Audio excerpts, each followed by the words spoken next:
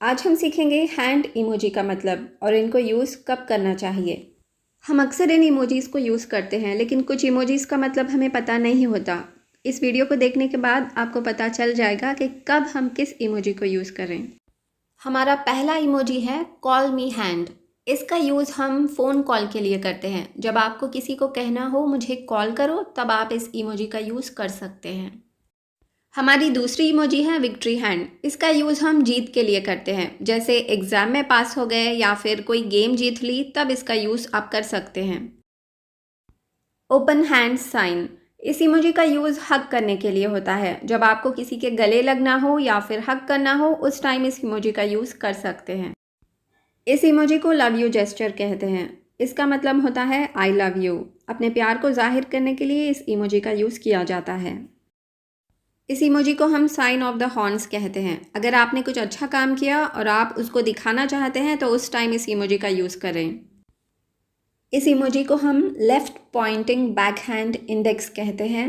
किसी चीज़ को दिखाने के लिए या फिर डायरेक्शन को दिखाने के लिए इस इमोजी का यूज़ किया जाता है। इस इमोजी को हम इंडेक्स पॉइंटिंग अप कहते हैं।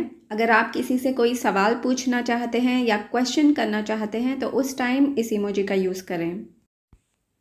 इस इमोजी को back hand index pointing up कहते हैं।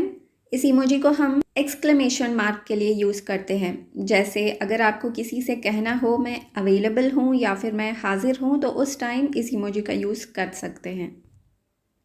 इस इमोजी को raised hand with fingers spelt कहते हैं। इस इमोजी को कई तरह से यूज़ करते हैं, जैसे वेट या स्टॉप कहने के लिए और हाय या गुड बाय कहने के लिए भी यूज़ कर सकते हैं। इस इमोजी को रेज्ड हैंड कहते हैं। अगर आपको किसी से कहना हो रुक जाओ, तो उस टाइम इस इमोजी का यूज़ करें। इस इमोजी को हम क्वेश्चन पूछने के लिए भी यूज़ कर सकते हैं। इस इमोजी को ओके हैंड साइन कहते हैं। इस इमोजी को ओके कहने के लिए, अच्छा है या फिर बहुत अच्छा है कहने के लिए भी यूज़ करते हैं, और करेक्ट है या फिर गुड है ये कहने के लिए भी यूज़ कर सकते हैं। इस इमोजी को थम्स अप साइन कहते हैं। थम्स अप का मतलब होता है किसी पसंदीदा चीज़ का इजहार करना। जब हमें किसी से कहना हो वेल डन या फिर गुड जॉब या फिर ओके, तो उस टाइम इस इमोजी का यूज़ करें। इस इमोजी को थम्स डाउन साइन कहते हैं। इस इमोजी को डिसलाइक के लिए यूज़ किया जाता है। अगर आपको कोई चीज़ अच्छी नहीं लगती, तो उस टाइम इस इमोजी का यूज़ करें। इस इमोजी को रेज्ड फिस्ट इमोजी कहते हैं। इसको क्लेंच्ड फिस्ट इमोजी भी कहा जाता है।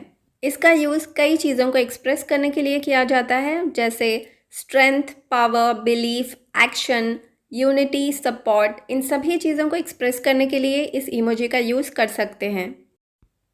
इस इमोजी को फिस्टेड हैंड साइन कहते हैं। इस इमोजी को अक्सर क्लोज फ्रेंड्स के बीच ग्रीटिंग्स एक्सप्रेस करने के लिए यूज़ किया जाता है। Right facing fist, left facing fist, इन दोनों इमोजी का यूज़ हम हाथ मिलाने के लिए, हाई फाई करने के लिए या फिर दोस्तों के बीच ग्रीटिंग्स एक्सप्रेस करने के लिए यूज़ करते हैं। इस इमोजी को राइटिंग हैंड कहते हैं। इसको लिखने के लिए यूज़ किया जाता है। जब आपको किसी को बताना हो या फिर कहना हो कि मैं कुछ लिख रही हूँ या फिर आप मुझे कुछ लिख कर दें, तो उस टाइम इस इमोजी का यूज़ कर सकते हैं। इस इमोजी को वॉल्कन सैल्यूट कहते हैं। इस इमोजी का यूज़ प्रॉस्पर या फिर लिव लॉन्ग बोलने के लिए यूज़ किया जाता है। जैसे आप किसी को प्यार बांटना चाहते हैं या फिर दुआ देना चाहते हैं, तो उस टाइम इस इमोजी का यूज़ कर सकते हैं। इस इमोजी को क्लैपिंग हैंड साइन कहते हैं। इस इमोजी का यूज़ किसी की अचीवमेंट या फिर सक्सेस पर उनको अप्रिशिएट करना हो या फिर उनकी तारीफ़ करनी हो, तो उस टाइम इस इमोजी का यूज़ करें।